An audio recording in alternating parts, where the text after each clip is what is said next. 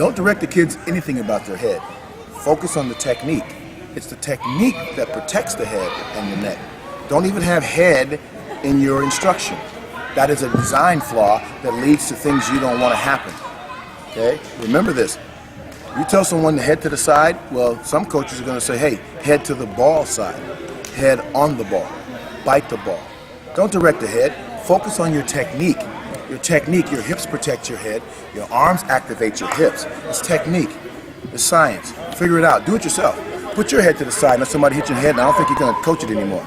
Don't teach it. Eliminate it. Just dip and rip, and that's it. That's it. In order to change an existing paradigm, you do not struggle to try and change the problematic model. You create a new model and make the old one obsolete. Richard Buckminster Fuller, owner of 24 patents. The problem.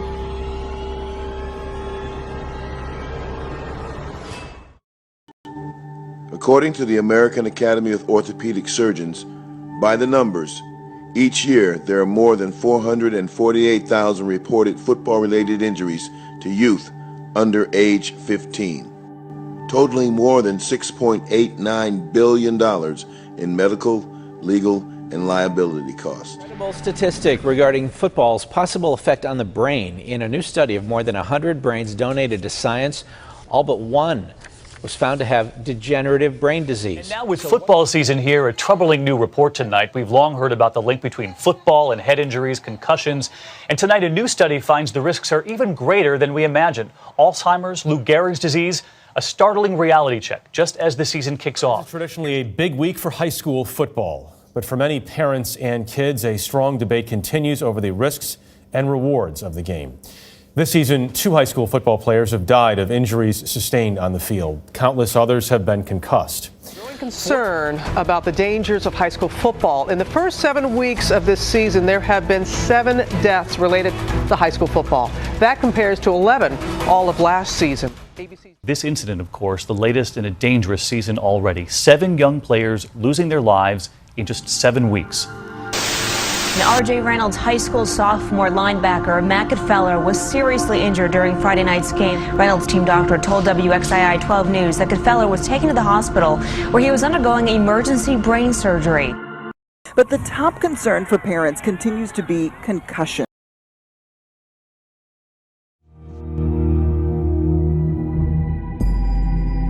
The trauma team came out and explained to me what was going on. Said that he had broken his neck. Before the game even started, I was with my girlfriend at the time. I just had this weird feeling that something was going to happen. She was really good to me.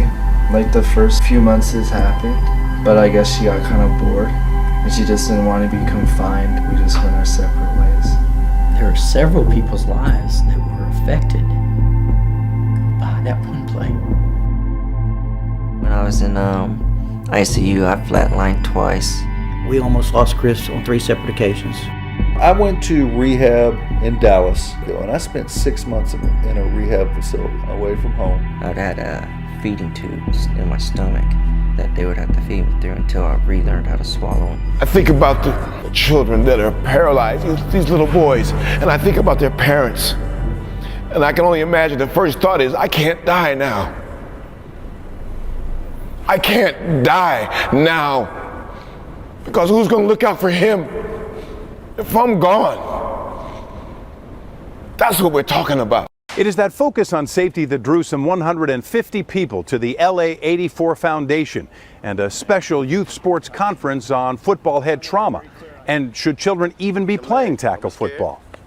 Dr. Robert Cantu is one of the foremost authorities on traumatic brain injury and has authored over 379 scientific publications and written some 32 books, including Concussions and Our Kids. He clearly understands the danger of blows to the head, especially to kids. Bobby's here, and I love what he's done with the tackling for youngsters. Technique is a huge thing, if taught properly, can avoid a lot of unnecessary head trauma. Much of it happens with poor technique. Our role, or my role as medical director at USA Football, is to hopefully promote a better, safer game. And as we've implemented the heads-up football tackling program, which is fit just along with Bobby's program, which I think is awesome. More inventive things like Bobby has done, that's what we need, I believe. We just can't be doing it with live bodies. The price is too high to pay. I'm a father first, and my son was 12 and he said, "Daddy, I'm ready to play tackle football," back in 1997. And I said, "Okay, I'm going to take you up and sign you up, but I'm going to help out because I don't want you to get hurt." And the president knew my name. He was a Bruin fan, which is cool. And I said, "I'd like to help out." And he says, "You're the head coach." And now I went from one little kid that I was, scared to death for, and now I have 25. Bobby GISEA was a defensive back at UCLA in 1977 and 78. Following 3 years in the Canadian Football League, he returned to California, where he has enjoyed a successful career as an actor, appearing in more than 70 TV shows and movies. It was his role as a father, however, which led him to his most important assignment. I started doing the research. Then I started seeing all these injuries that result directly from people hitting with their head. And I just was on fire to go out and share what I knew I had been doing since '97 with the rest of the world. The research that Bobby found showed that 1 in 100,000 high school football players suffers a serious spinal cord injury. Last year, more than 1.1 million kids played high school football.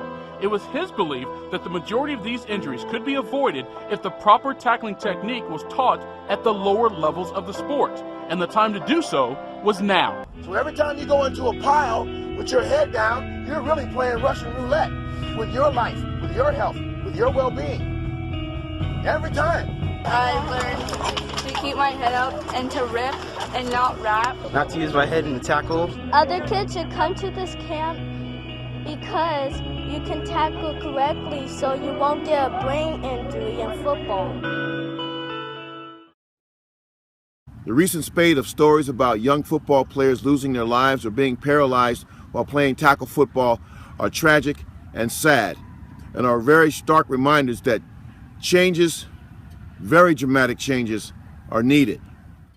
Since most traumatic brain, neck, and spinal cord injuries are the result of players initiating contact with the crown of their helmet while in the act of making a tackle, the key ingredient missing is a standard of care for teaching tackling. Standard of care is a legal term which means you have done your due diligence to minimize what is most dangerous about any activity. There are actual instructions that are inherently dangerous in the very DNA of the game since its inception, and most coaches don't even know it. The more things change, the more they stay the same. And in tackle football, the most dangerous aspect of the sport is making a tackle, but it can be made less dangerous if coaches knew how to readily identify, eliminate, and replace the physical mechanisms, the tackling terminology, the tackling drills, and tackling techniques that lead directly to crown first impact or helmet exposure to contact while a defender is in the act of making a tackle. In 1997, while my son was playing his first year of tackle football, I was no different than any other parent. I was deathly afraid of my son getting hurt to the point where he couldn't get up off the ground. So I created a tackling technique called the dip and rip sticks words to play by 12-step tackle progression. It is now known as the GISEA method and trademarked as the helmet-free tackle training system. We can do better. We must do better. We will do better. Thank you. And remember, our children's future is in our hands. Our future is in theirs. Thank you.